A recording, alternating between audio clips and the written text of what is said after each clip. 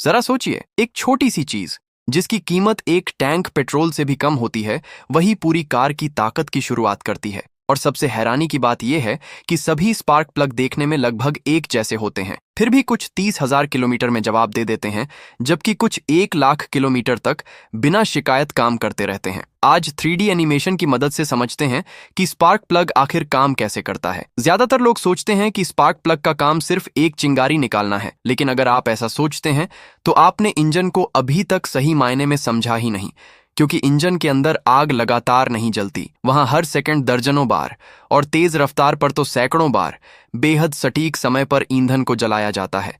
यानी इंजन की पूरी ताकत इसी बात पर निर्भर करती है कि हर बार चिंगारी बिल्कुल सही समय पर निकले। सबसे पहले पिस्टन हवा और पेट्रोल के मिश्रण को सिलेंडर के अंदर खींचता है, फिर उसे इतनी जोर से दबाता है कि उसका आकार पहले से लगभग 10 गुना छोटा हो जाता है। अब यह मिश्रण एक पूरी तरह दबे हुए स्प्रिंग की तरह ऊर्जा से भर चुका होता है। अगर इस समय चिंगारी थोड़ा भी पहले निकल जाए तो जलता हुआ मिश्रण पिस्टन को ऊपर की तरफ धक्का देने लगता है। इंजन में नॉकिंग होती है और ताकत कम हो जाती है। और अगर चिंगारी देर से निकले तो गैस पूरी तरह फैल ही नहीं पाती और काफी ऊर्जा बेकार चली जाती है। यहीं से शुरू होती है स्पार्क प्लग की असली जिम्मेदारी। लेकिन अब सवाल ये है कि कार की बैटरी तो सिर्फ 12 वोल्ट बिजली देती है। इतनी कम बिजली से इतना जबरदस्त स्पार्क कैसे बनता है? इसका जवाब है ignition coil. Ignition coil 12 volt को कुछ ही पलों में बढ़ाकर लगभग 20 से 40 हजार वोल्ट तक पहुंचा देती है। इतनी हाई वोल्टेज बिजली सीधे स्पार्क प्लग तक पहुंचती है। अब एक और सवाल, इतनी ज्यादा बिजली होने के बावजूद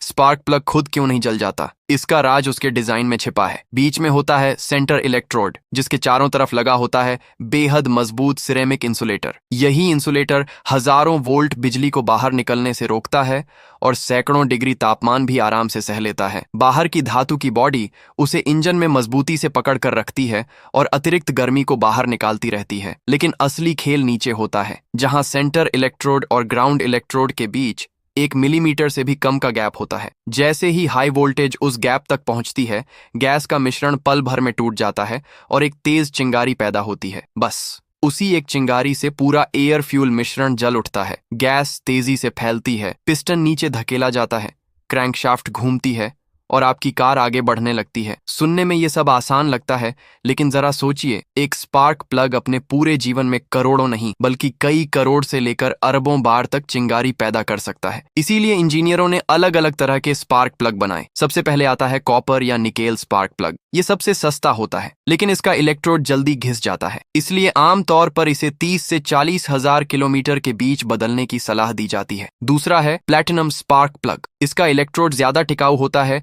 इसलिए इसकी लाइफ लगभग 60 से 80 हजार किलोमीटर तक पहुंच जाती है। और तीसरा है इरिडियम स्पार्क प्लग। इरिडियम दुनिया की सबसे कठोर और सबसे ज्यादा गर्मी सहने वाली धातुओं में से एक है। इसका इलेक्ट्रोड बेहद पतला बनाया जा सकता है, जिससे चिंगारी और भी तेज तथा सटीक बनती है। इसी वजह से आज की ज्यादातर आधुनिक टर्बो और हाई कंप्रेशन इंजन वाली कारों में इरिडियम स्पार्क प्लग लगाए जाते हैं, जिनकी लाइफ आसानी से 80 हजार से 1 लाख किलोमीटर या उससे भी ज्यादा हो सकती है। अगर आपकी कार में सुबह स्टार्ट होने में दिक्कत आने लगी है, आइडल पर इंजन हिलने लगा है, एक्सेलरेशन पहले जैसा नहीं रहा या पेट्रोल की खपत अचानक बढ़ गई है, तो हर बार इंजन को दोष मत दीजिए। हो सकता है कि सिर्फ एक छोटा सा स्पार्क प्लग अब पहले जैसी चिंगारी पैदा नहीं कर पा